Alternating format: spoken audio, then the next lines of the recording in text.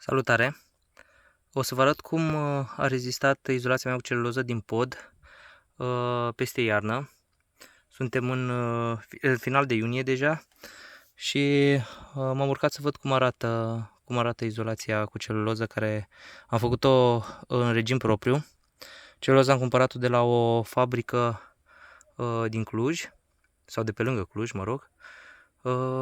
Prețul a fost unul destul de mic. Asta a fost și motivul pentru care am mers pe celuloză, podul având o suprafață de 230 de metri pătrați, dacă nu mă înșel, pe acolo, plus sau minus, și am vrut să o izolez cât mai bine. Inițial am izolat-o până la, o să vă arăt în stilul acesta, până aici. Am luat o ruletă cu mine, dar din păcate am încercat aici să o bag, dar nu am reușit. Celuloza e destul de densă în partea de jos, așa că o să trebuiască să mă credeți pe cuvânt.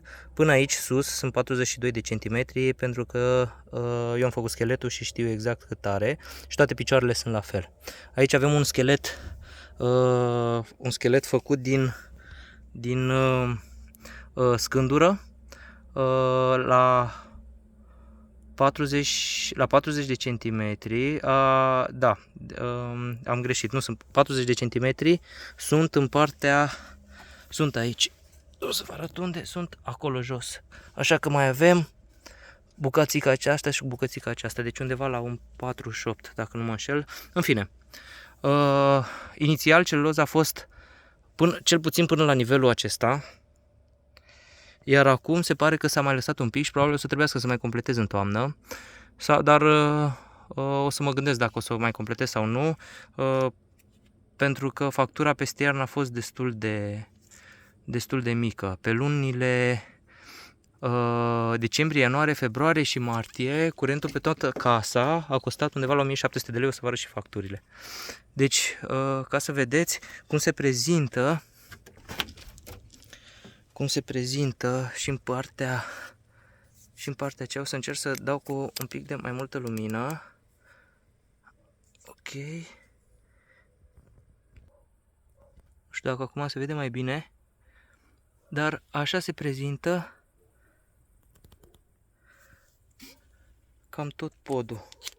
Cam tot podul este în felul următor.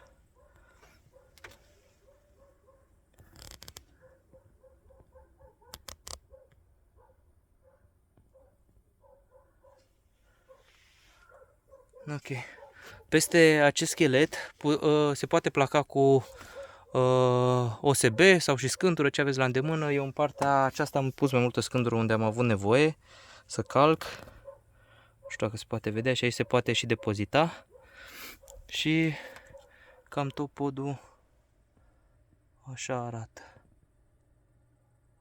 S-a mai tasat ce-i drept. Cred că la grosimea care am avut-o, de la 50 cm, cred că s-a tasat undeva la 40, dacă nu mă înșel. O să încerc să măsor într-o parte ca să nu dau date greșite, să dau celuloză la o parte și o să încerc să măsor și revin. Da, după cum vă ziceam, am reușit aici într-un colț să o dau toată la o parte, cât de cât. Și în partea de sus avem 50 de centimetri, iar în partea de jos, da, am avut dreptate, sunt 40 de centimetri, fiecare scândură are 40 centimetri.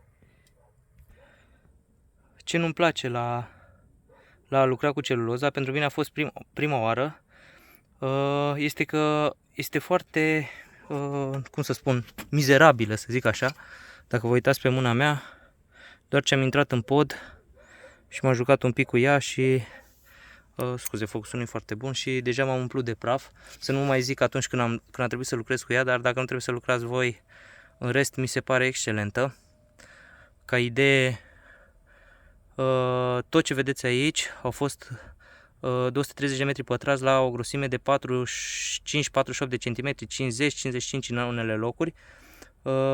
La punerea în funcțiune atunci am lucrat 3 zile, eu cu tatăl meu, și practic a fost manopera noastră.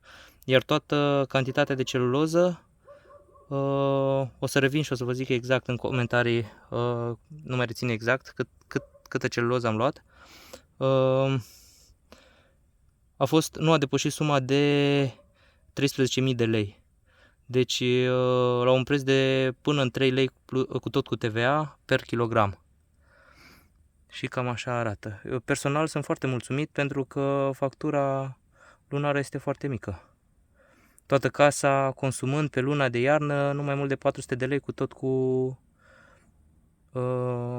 tot cu curentul casei. De altfel, costurile cu casa le puteți vedea și în alte clipuri în care le-am postat, dar clar izolația face toată treaba. Am reușit să mai mă deplasez, vă mai arăt și din alte părți. Cam așa arată. Deci în partea de sus ar fi 48, maxim 50 de centimetri. Se vede că în zona aceea, nu știu dacă se vede așa, am mai scăzut, s-a mai tasat. Probabil prin toamnă o să mai iau vreo 10-15 saci și o să-i completez manual. Și atunci o să fie cât de cât uniform peste tot.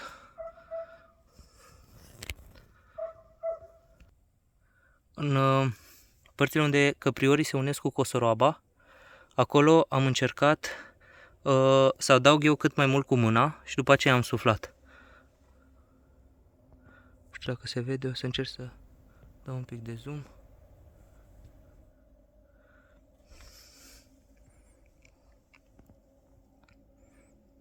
Cam așa arată.